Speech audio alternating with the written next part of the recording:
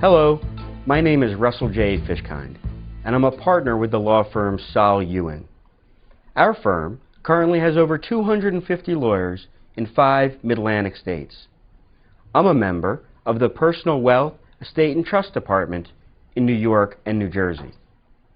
In addition to estate and business succession planning, our department represents beneficiaries, executors, and trustees involved in contested estates. Contested estates come in many shapes and sizes, but there's one situation we encounter all too often. It's when a person who's in a weakened mental or physical condition is being manipulated by someone who stands to benefit by a change in the last will and testament. In the following example, Nancy and Sue are faced with this issue of undue influence. Sue, how are you doing? I know you've had a lot to deal with your mom. What's going on? It's getting worse. What happened now? Well, I waited a few weeks before calling the family attorney after Mom died. And I wanted to check on the estate. She had the house, bank accounts, stocks. There was a lot there. It really added up. And apparently she's gone to a new lawyer, had a new will drawn up, and named my sister as the executor of her estate, and gave her almost everything. I've known your mom for a long time, and that does not sound like something she would even do. Did you talk to your sister about this? I did. I called her up right after I spoke to the attorney. I wanted to find out what was going on. And she said that after Mom's stroke, that she was the only one that took care of her. She took her shopping, she took her to the bank, took her to the doctor, and she said that this is what Mom wanted. It sounds like your sister manipulated your mom. That happened in my family when my uncle died. Do you have any idea what your rights are? Have you considered talking to an attorney who concentrates in probate litigation? Was that undue influence? And what are Sue's rights? We often call the situation you watched earlier the good daughter, bad daughter result. Every state is different, but a New Jersey court may find that the new will was a product of undue influence if the beneficiary of the will applied mental, moral, or physical pressure on the deceased.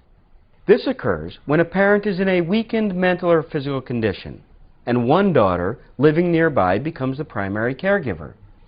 The period of caregiving may be for months or even years, with the parent becoming more and more dependent on that daughter over the period of time.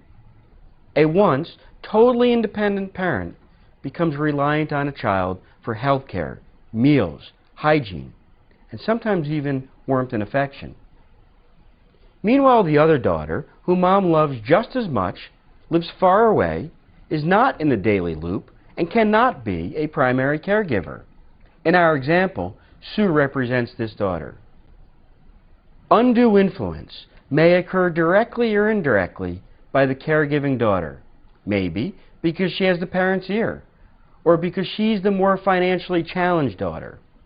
But the end result is that the parent executes a new will in favor of the caregiver.